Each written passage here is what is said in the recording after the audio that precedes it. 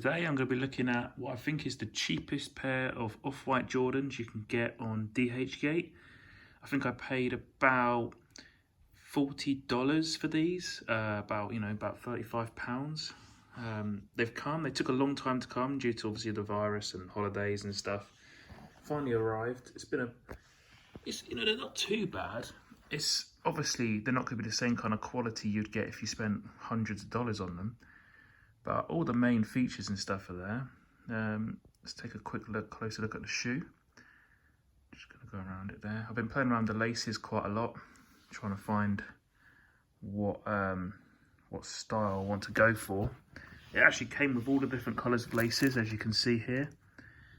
Got green, blue, orange, and of course this little tag here, and it's obviously all the right details are there. One thing I have noticed immediately is the writing on the side here isn't in the correct place. You can see the tick outline here. And if you look at some legitimate pairs, that's obviously completely incorrect, But I wasn't expecting some one-to-one replicas for $40, You've got to expect that it's not going to be perfect. But for people on the street, for the natural eye, you're not really going to notice. These didn't come with a box. They just sort of came in the packaging. And they were a bit sort of smashed up a little bit. They've been probably in the post for about 2 months. So they did come a little bit sort of dented in. And that is noticeable in a few places. If I just put two next to each other, you'll see it's sort of that.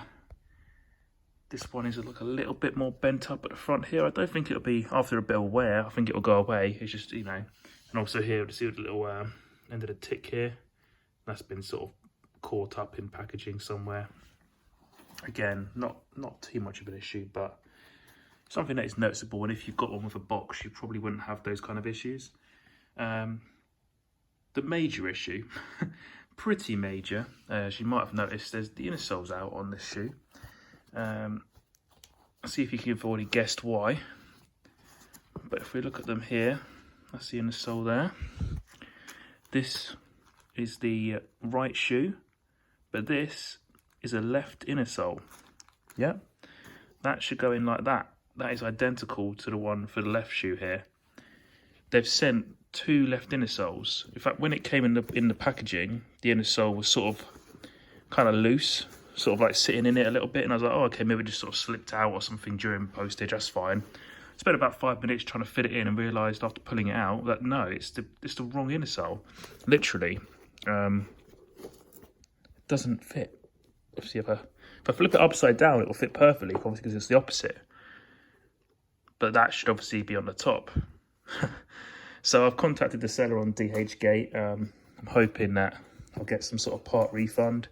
It's not the end of the world. Again, no one's really looking at the inner soles inside your shoes, and I'll be able to buy some inner soles from a local shop or something.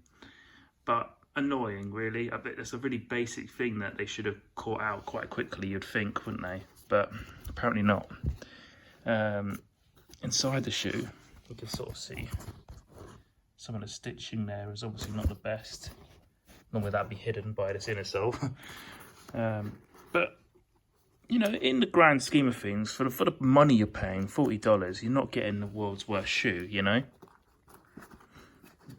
And after a bit of wear and a bit of use, you're never really going to notice the difference unless you're going to a sneaker store or something like that.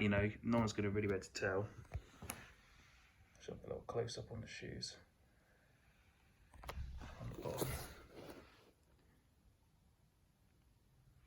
They feel pretty good. They don't smell awful. As lots of people say, oh, they smell awful when they come. They don't smell awful. You're seeing all this sort of foamy wear. That's actually what the shoes are supposed to be like, so don't jump on that too much. Obviously, there's still more denting and stuff you see around the Jordan logo there, which is from shipping. I would recommend getting a box, to be honest with you.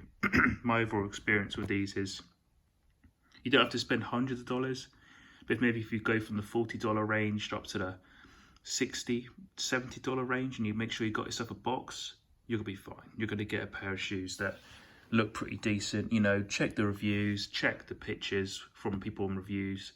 Always make sure you buy from a seller that's got pictures on their reviews, and then you're pretty safe. You're going to get a product at the end of the day.